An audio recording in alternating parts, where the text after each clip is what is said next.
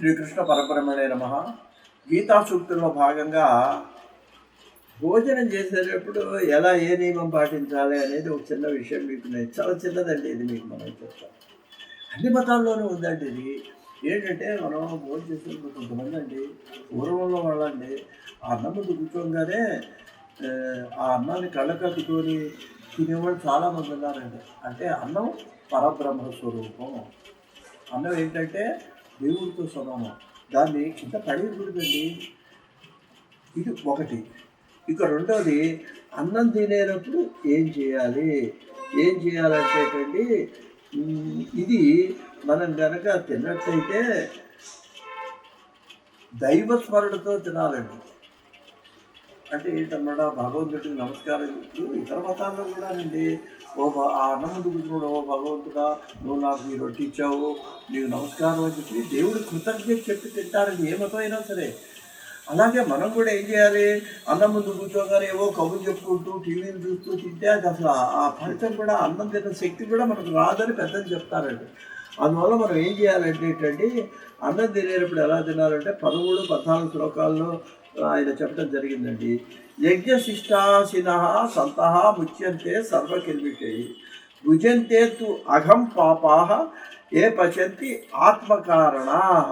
అంటేటండి, ఈ అన్నాన్ని మనం వండే దగ్గర నుంచి వండేటప్పుడు కూడా అగ్ని వెలిగించినప్పుడు అగ్నిదేవుడికి నమస్కారం చేయాలంటే, ఆ పొయ్యి దగ్గర గ్యాస్ పొయ్యి అయినా సరే అంటే నీళ్లు చల్లమని కాదు, కనీసం నమస్కారం చేయండి ఆయనకు. పొయ్యిలో అయితే నీళ్లు చల్లి వెళ్ళి ముగ్గు పెట్టి అన్నం వండేవాళ్ళది. నమస్కారం ప్రతిదీ దైవారాధనగా భావించి అన్నం వండాలండి. అన్నం వండేటప్పుడు కూడా మంచిగా అన్నం వండితేనే ఆ ఫలితం మనకు వస్తుందండి. అందువలన అన్నం వండేటప్పుడు కూడా పచ్చంతం కూడా ఎలా చేయాలంటండి, ఇది భగవదర్పణ కోసం చేయాలి. ఆ తినేటప్పుడు అది భగవంతుడికి నివేదించి మనం తినాలి.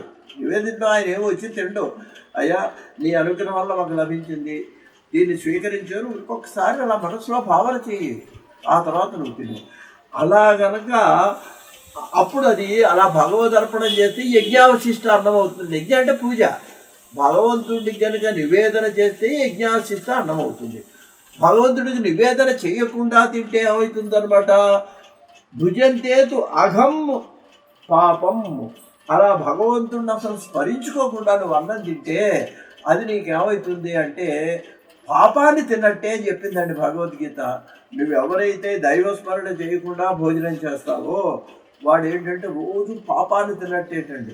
అన్నం కాదు, అది పాపం తిన్నట్టు అండి భగవద్గీతలో చెప్తున్నది. కాబట్టి ఏముందండి, భావనే కదా.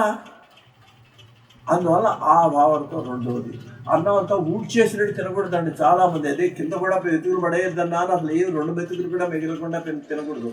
ఇత్తడిలో కానీ కంచంలో కానీ ఆఖరికి మజ్జిగ అన్నంలోనే కొంచెం పిండి ఆ పక్కన పెట్టాలి.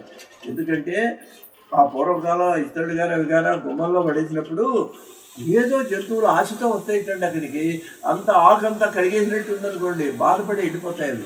అందువల్ల ఆ జంతువుల కోసం సరే అన్నాన్ని వదిలేటప్పుడు కొంచెం అన్నం వదిలిపెట్టాలి.